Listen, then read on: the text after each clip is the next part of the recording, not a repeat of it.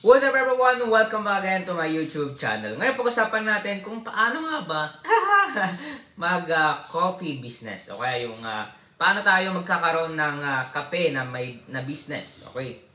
So makita nyo doon sa ating thumbnail, okay, na meron akong kaharap doon na cup. At the same time yung sticker ko dati na Tara G.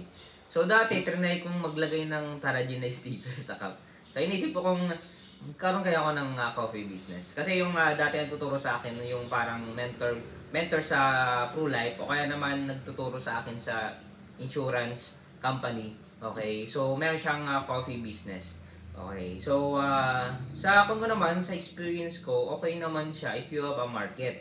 At the same time, syempre, kung consistent ka sa pag-manage ng business. Sa pag-business kasi ay patagalan mamatay kasi sa business eh.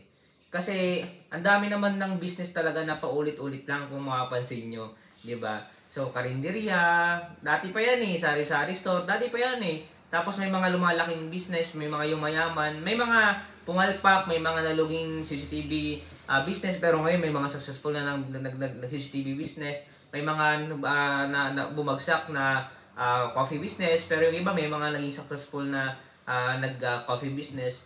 So, ang ibig ko lang sabihin, depende pa rin yan sa nagmamanage. Minsan, hindi pa ready. Hindi pa hinog yung mga nagbe-business. Like, for example, gusto mong mag-coffee business. So, may time talagang it-take years. Sabi nila, in 7 years, dun mo makikita yung paikot-ikot ng business. O kaya naman, dun mo malalaman kung talagang sa'yo ba talaga yung business na yon o kaya kung kikita ka talaga.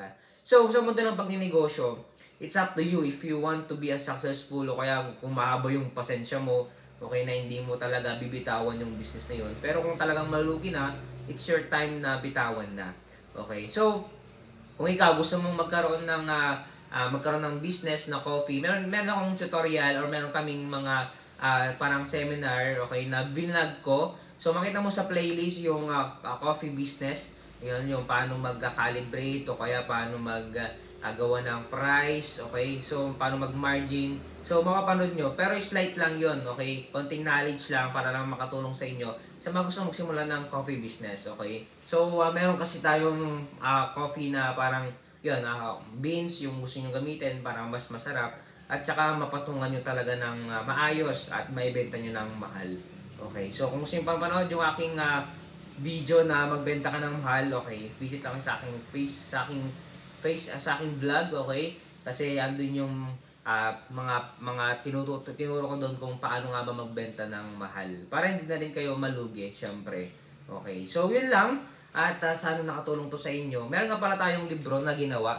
Okay, kung gusto nyo mag-avail nitong book ko, Negosyo Reality, ang totoong mukha sa pamimigosyo, bago ka magsimula ng sarili mong negosyo. So, dito yung mga reality sa pagninegosyo. Kung gusto mong bumili, okay, medyo kamahalan nga lang, pero dito malalaman kung bakit mahal itong libro na to. Okay? So, comment lang kayo sa aking vlog, okay, this video, kung gusto nyo mag-order. Kaya naman, punta lang kayo sa aking Facebook page, main, okay, yung official page ko. Nasa description o kaya naman nasa comment section nakating doon. Alright, so kung hindi nyo kaya nabilhin ito, okay lang naman, okay?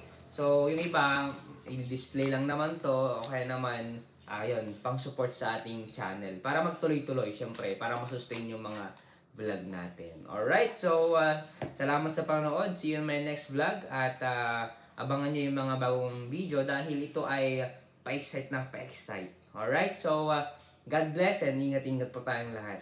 Bye-bye.